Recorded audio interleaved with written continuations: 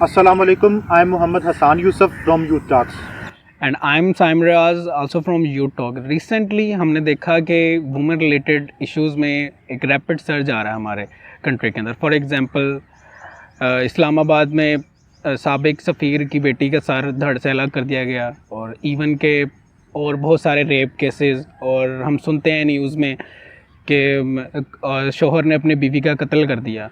लेकिन इन सब इश्यूज़ के ऊपर जो ज़्यादातर ओपिनियन आ रही है वो हमारे फादर्स की जनरेशन की आ रही है, और यूथ के पास ना तो इतना कोई प्लेटफॉर्म है कि वो इन सब चीज़ों को डिस्कस कर सके या सोशल लेवल पर आकर इस बारे में बात कर सके। तो इसी सिलसिले में हमने अपने दोस्तों, यूनिवर्सिटीज़ फ़ेलो और दीगर जो हमारे नौजवान नस्ल है, हमने उनसे बात की और उनसे मशवरा लिए कि हम इन चीज़ों के ऊपर कैसे वर्क कर सकते हैं, इनका क्या सलूशन हो सकता है और इनको हम कैसे टैकल कर सकते हैं, और इन केसेस को मिनिमाइज़ करने के लिए हम कौन से इक़दामात हैं जो हैं जिन पर हमें अमल करना होगा ताकि हम इन केसेस को और ऐसी जो वारदात दिन ब दिन हमारे मुल्क के अंदर बढ़ती जा रही हैं इनको हम कम कर सकें।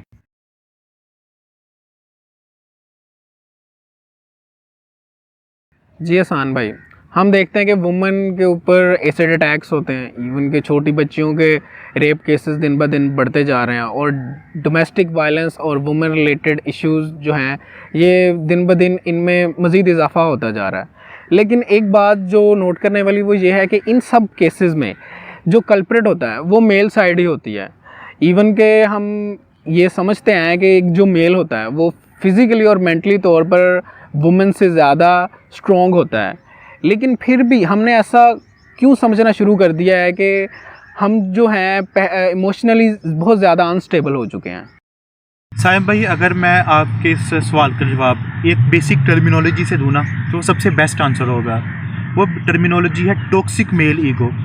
हमारी माएँ जब हमारी तरबियत करती है ना तो वो हमें बताती हैं कि अगर आपने किसी को प्रपोज़ कर दिया ना, मेरा बेटा तो चंद है तो उन्हें किसी ने प्रपोज़ कर देता है तो उसको कोई लड़की रिजेक्ट नहीं कर सकती, उसे हर लड़की मिल सकती है। और यही जो एक बिलीफ होता है वो बच्चे के ना दिल में फिट हुआ होता है। वो अगर जब भी बड़ा होता है वो किसी लड़की को प्रपोज़ करता है तो वो ये नहीं समझता कि यार ये लड़की हो सकता है मुझे नापसंद करती हो, और अगर लड़की फ़र्ज़ किया उसको रिजेक्ट कर देती है तो वो कहता है ये तो बेवफा है, अब जो मेरी ना हो सकी अब मैंने उसे उसकी ज़िंदगी बर्बाद कर देनी है और उसे किसी का भी नहीं होने देना। इसकी वजह से हम देखते हैं कि अक्सर औरतों के ऊपर एसिड अटैक्स होते हैं, और अक्सर जो औरतें होती हैं वो फिर इसी वजह से उनका चेहरा ख़राब हो जाता है और वो ज़िंदगी मौत की कश्मकश में होती हैं। तो बेसिकली ये टॉक्सिक मेल ईगो है। हमें ये नहीं सिखाया जाता, हमें ये नहीं पता कि how to take a rejection, यानी अगर आपको किसी लड़की ने रिजेक्ट कर दिया है तो कोई मसला नहीं है, यानी वो दुनिया की आखिरी लड़की नहीं है, और ना ही आप उससे पहले भी जी रहे थे और इसके बाद भी जिएंगे, यानी उसके होने या ना होने से आपकी ज़िंदगी ख़त्म नहीं हो जानी। आपने रेप केसेस की बात कही। Rape is basically show off strength. आप कहेंगे शो ऑफ स्ट्रेंथ कैसे है?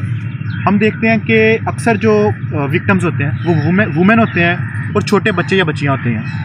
ठीक है, ये इश्यूज़ जो हैं सिर्फ फीमेल रिलेटेड नहीं है। हम अब देख रहे हैं डिफरेंट केसेस रिपोर्ट होते हैं कि जो मेल है वो भी विक्टिम होता है, छोटे छोटे बच्चों के साथ ये काम हो रहा है। अब शो ऑफ स्ट्रेंथ इस लिहाज से है कि अगर कोई मस्कुलर गाय है उसका रेप करने वक्त कोई भी जो कल्प्रिट होगा वो सोचेगा कि मुझे इसकी तरफ से स्ट्रॉन्ग रेजिस्टिव फोर्स आएगी, लेकिन वुमेंस के केसेस में, छोटे बच्चे बच्चियों के केसेस में वो समझता है ये आसान टारगेट है। इसी वजह से जो वुमेन है और छोटे बच्चे बच्चियाँ वो विक्टिम बन जाती हैं। और दूसरी वजह है, जो दूसरी इसकी मेन वजह है वो है दीन से दूरी। हमारे जो रिलीजियस बिलीफ हैं कोई वो बहुत ज़्यादा स्ट्रॉन्ग नहीं है और ना ही वो बिल्कुल कुरान और सुन्नत के मुताबिक हैं, जिसकी वजह से ये इस तरह के केसेस में हमें बेसिकली ना रिलीजन इस वक्त सपोर्ट कर रहा है, रिलीजन हमेशा से सपोर्ट करता है, लेकिन जिस तरह के हमारे बिलीव्स हैं वो वैसा सपोर्ट नहीं कर रहा, क्योंकि हमारे बिलीव्स रिलीजन के मुताबिक है ही नहीं है। सान भाई, आपने बात की ना फिज़िकल स्ट्रेंथ की, लेकिन अगर हम इसको एक तालीमी पर्सपेक्टिव से भी देखें तो क्या मतलब तालीम की कमी की वजह से भी इन केसेस में इजाफा हो रहा है? बिल्कुल, मैंने जो टॉक्सिक मेल ईगो की बात की है वो बेसिकली कौन सिखाएगा हमें? सबसे पहले मैंने बात की माँ की। हाँ, इसमें ज़रूरी नहीं है कि माँ ही है, बाप है। यानी देखें, जो बाप होता है ना, वो जो बाप का रवैया होता है उसकी माँ के साथ, बच्चे की माँ के साथ, उस बच्चे का वही रवैया होता है बाकी वुमेंस की तरफ। अगर बाप अपनी बीवी के साथ बहुत ज़्यादा अच्छे रवैये से बात कर रहा है, बहुत ज़्यादा खुश अखलाक है, कभी उसके ऊपर हाथ नहीं उठाया, कभी कोई ऐसी बात नहीं की कि कभी अपनी बीवी को गाली नहीं दी, तो मैं छोटी से कहता हूँ कि उसका बेटा भी इसी तरह का निकलेगा। कोई एक इक्का दुक्का केस तो हो जाते हैं कि इस तरह वो बुरी सोबत लग जाए जिसकी वजह से ऐसा हो जाए, लेकिन ज़्यादातर जो केसेस है वो इसी तरह के बच्चे की जो पहली तालीम का है वो उसकी माँ है, हाँ। उसके बाप है।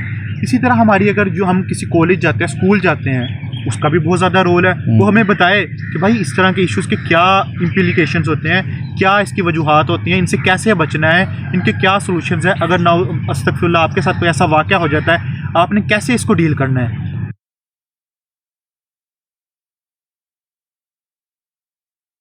अच्छा, तो हसन भाई, एक और नुक्ता जो मेरे जहन में इस वक्त आया वो ये है कि क्या लिबास का ताल्लुक रेप के साथ हो सकता है? जैसा कि आपको पता है कि हमारे जो दो बड़े तबके हैं, एक लिबरल्स ये कहते हैं कि जी लिबास का कोई ताल्लुक नहीं है रेप के साथ, लेकिन अगर हम रिलीजियस पर्सपेक्टिव से देखें तो हमें ये सुनने को मिलता है कि लिबास और रेप का एक बहुत बड़ा ताल्लुक है। और इससे रिलेटेड आपने रिसेंटली एक एंकर को भी देखा होगा कि वो इंटरव्यू ले रही थी गली में, तो एक बूढ़े आदमी से उसने सवाल किया कि क्या रेप का ताल्लुक है लिबास के साथ? तो आदमी ने जवाब दिया कि जैसे कपड़े आपने पहने हैं तो आपके साथ भी रेप होना चाहिए। मतलब बड़ा एक शिद्दत पसंदाना जवाब दिया उसने।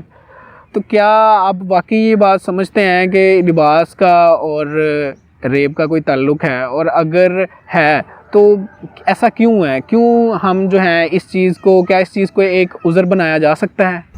साइम भाई, पहले हम ना एक बुनियादी असूल के ऊपर बात कर लेते हैं। वो ये कि गलत काम अगर सही नीयत के साथ भी किया जाए ना तब भी वो गलत काम है। यानी हम समझते हैं कि अगर हम कोई गलत काम कर रहे हैं और उसके लिए हमारी नीयत ठीक है तो भाई बहुत अच्छी बात हम कर रहे हैं, लेकिन ये गलत है। इससे माशरे में लाकानूनियत ज़्यादा होगी क्योंकि आपने कानून हाथ में ले लिया है। इसी तरह आप किसी भी जुर्म को चाहे छोटा हो चाहे बड़ा हो, उसको आप जस्टिफाई नहीं कर सकते। फॉर एग्ज़ाम्पल, आप किसी रोड से जा रहे हैं, रात को चोरी हो जाए तो आप ब्लेम किसको करना चाहिए?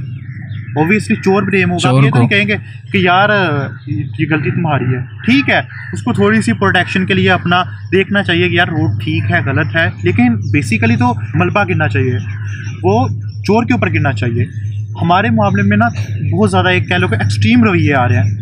एक जिस तरह आपने लिबरल तबके की बात की, वो कहता है कि नहीं जी आप जो मर्जी पहन के घूमें, इसका कोई ताल्लुक नहीं है। और जो रिलीजियस तबका है, मैं बिल्कुल रिलीजन की बात नहीं कर रहा कि कुरान और सुन्नत इसके बारे में क्या कह रहा है और मुतदल राय क्या है इसके बारे में।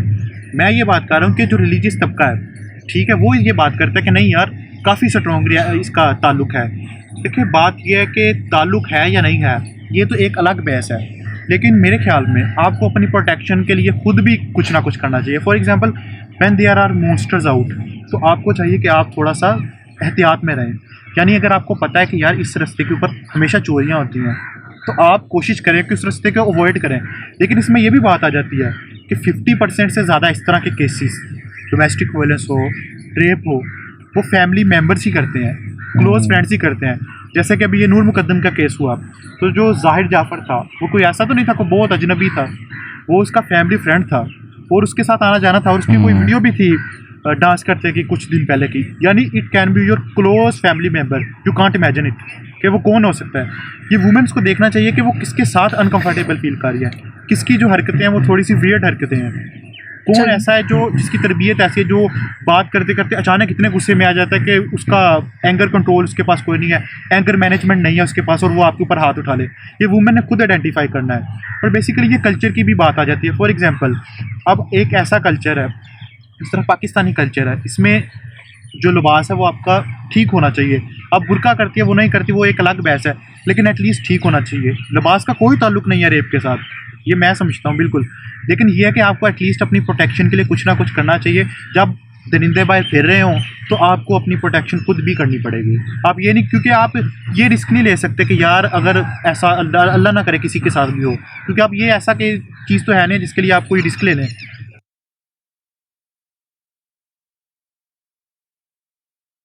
ठीक है, पाकिस्तान में जो है ना एक एजुकेशन है जिसका मतलब बड़ा फुकदान पाया जाता है, जिसे हम बेसिकली कहते हैं जी सेक्स एजुकेशन है जी।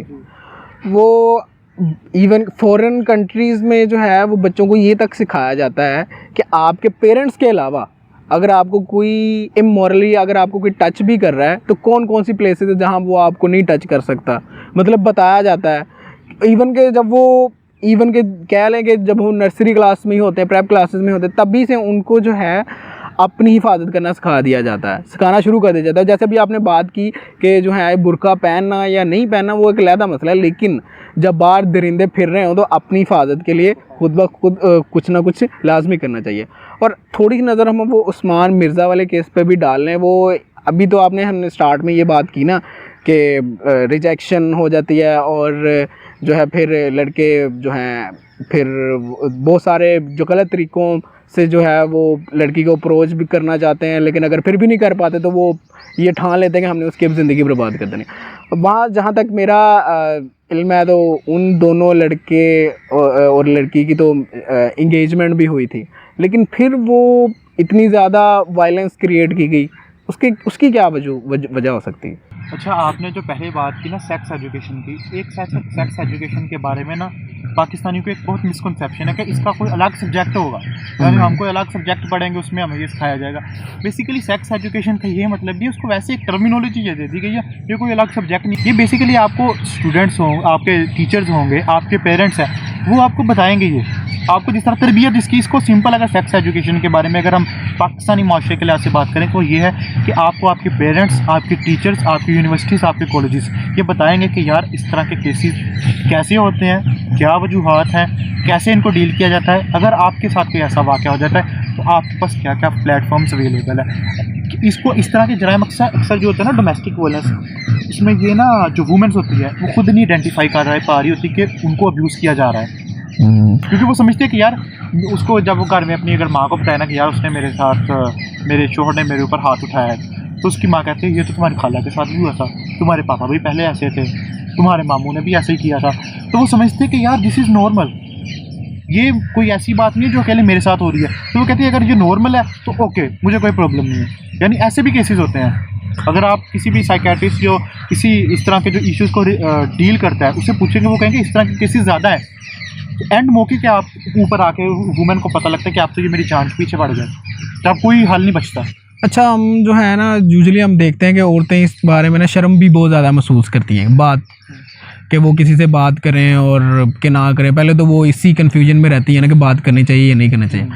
और बेसिक तालीम की कमी भी है कि अब इवन के गवर्नमेंट ऑफ पाकिस्तान ने एक स्पेशल अदारा बनाया हुआ है जिसमें वो जो है अगर कोई आपको ब्लैकमेल करता है या आपके साथ जो है इमोरली कोई रिलेशन जो है कायम कर रहा है या आपसे किसी भी तरीके से जो है वायलेंस क्रिएट कर रहा है, तो इस चीज़ का बड़ा फुकदान है हमारे यहाँ पे औरतों के अंदर कि उनको पता ही नहीं है कि हमने अपनी इज़्ज़त की हिफाजत कैसे करनी है। और अगर गवर्नमेंट कोई एक्शन ले रही है, और वैसे गवर्नमेंट भी एक्शन तो लिया गवर्नमेंट ने, लेकिन गवर्नमेंट को भी चाहिए कि वो सोशल लेवल के ऊपर और जैसे टीवी में एड्स वगैरह आ रही होती हैं तो इस चीज़ की जो है अवेयरनेस औरतों के दरमियान जो है वो फैलाई जाए।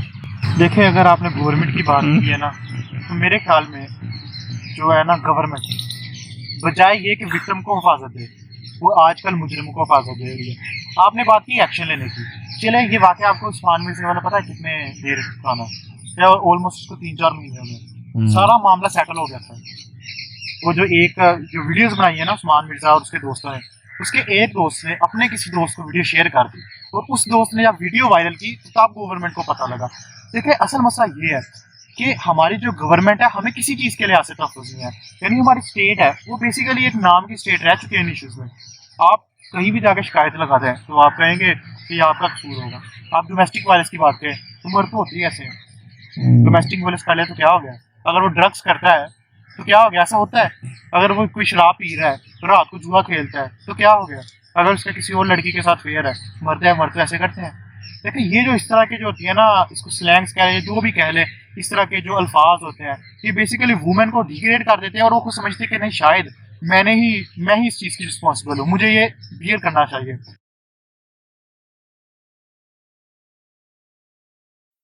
इन दी एंड मैं यही कहना चाहूँगा कि हर इंसान की जो पहली दरसगाह होती है ना वो उसकी माँ होती है। तो आपके दुनिया में कोई भी इंसान आपके साथ उतना ज़्यादा मुखलिस नहीं होता जितने आपके माँ बाप होते हैं। तो अगर आपको हल्का सा भी कभी ज़िंदगी में फ़ील हो कि आपके साथ कुछ बुरा हो रहा है या होने जा रहा है, तो सबसे पहले आप अपने पेरेंट्स को बताएं, उन पर इत्मीनान ज़ाहिर करें। और दूसरी बात ये कि बात जहाँ आ जाती है लिबास की या इस तरह की दूसरी बातों की, जिसकी वजह से हम समझते हैं कि हमारे मुल्क में ये वायलेंस और इस तरह के केसेस वगैरह दिन ब दिन बढ़ रहे हैं, तो देखें हमारे पास हर चीज़ का एक स्टैंडर्ड है। आप अपने आप को उसके साथ कंपेयर कर लें, अगर तो आप स्टैंडर्ड पर पूरा उतर रहे हैं या उसके करीब हैं, तो इसका मतलब है कि आप सही डायरेक्शन में जा रहे हैं। लेकिन अगर आप अपने स्टैंडर्ड से दूर हैं, और बात फिर वही आ जाती है कि गलत चीज़ आज सही नीयत के साथ भी की जाए तो वो हमेशा गलत ही होती है। With these words signing off, अल्लाह हाफ़िज़।